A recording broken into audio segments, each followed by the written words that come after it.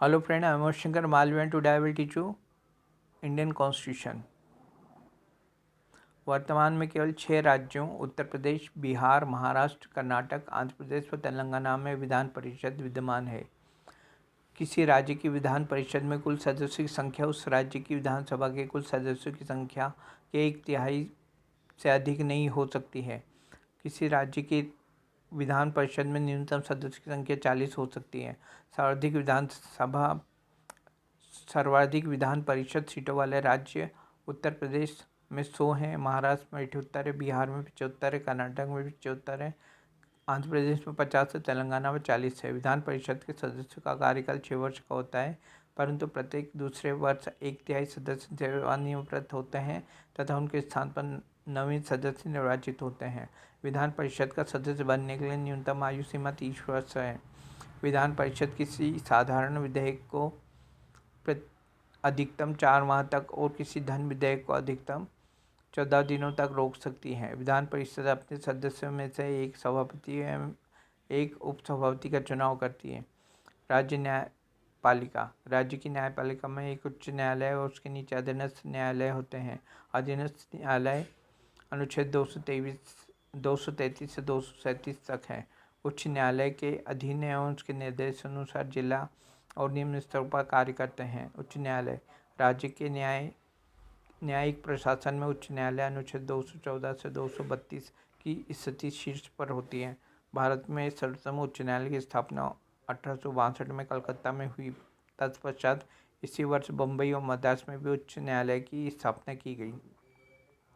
देश के चौथे उच्च न्यायालय की स्थापना 1866 में इलाहाबाद में हुई।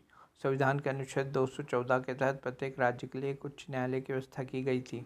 7वें संविधान संशोधन अधिनियम 1956 के तहत यह प्रावधान किया गया है कि उच्च न्यायालय 2 या 2 से अधिक राज्यों एवं संघ राज्य क्षेत्र के लिए साझा उच्च न्यायालय बन सकता है। वर्तमान में कुल उच्च न्यायालयों की संख्या 25 है। उच्च न्यायालय के न्यायाधीश एक नज़र में नियुक्ति राष्ट्रपति द्वारा की जाती है। पदच्युत संसद के द्वारा की जाती है। शपथ राज्यपाल के समक्ष की जाती है। इस्तीफा राष्ट्रपति को दिया जाता है। कार्यकाल निर्धारित नहीं है। अधिकतम आयु 62 वर्ष। वेतन मुख्य न्यायाधीश को 2.50 लाख प्रतिमाह मिलते हैं। अन्य न्यायाधीश को 2.25 लाख प्रतिमाह मिलते हैं। उच्च न्यायालय का न्यायाधीश बनने के लिए किसी भी व्यक्ति को भारत का नागरिक होना चाहिए।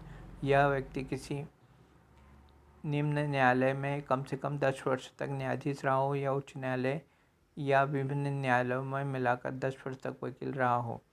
स्थानीय स्वशासन पंचायत लॉर्ड रिपन को भारतीय स्थायी स्वशासन का जनक माना जाता है।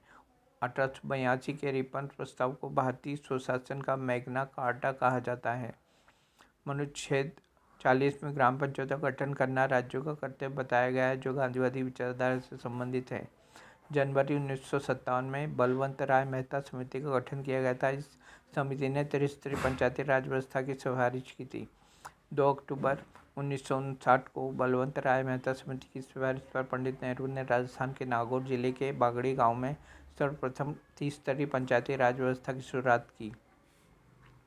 वर्ष 1977 में अशोक मेहता समिति का गठन किया गया, जिसका उद्देश्य पंचायती राज व्यवस्था में उत्पन्न कमियों को दूर करना या उन समिति ने द्विस्तरीय पंचायती राज व्यवस्था की सिफारिश की थी।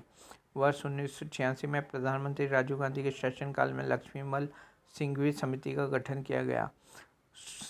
73वें संविधान संशोधन अधिनियम 1992 के तहत संविधान के पास के भाग 9 के अनुच्छेद 243 से अनुच्छेद 243 शून्य तक ग्रामीण पंचायत राज व्यवस्था को स्थापित किया गया।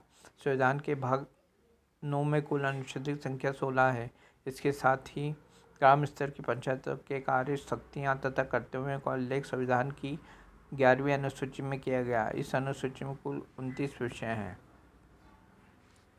धन्यवाद।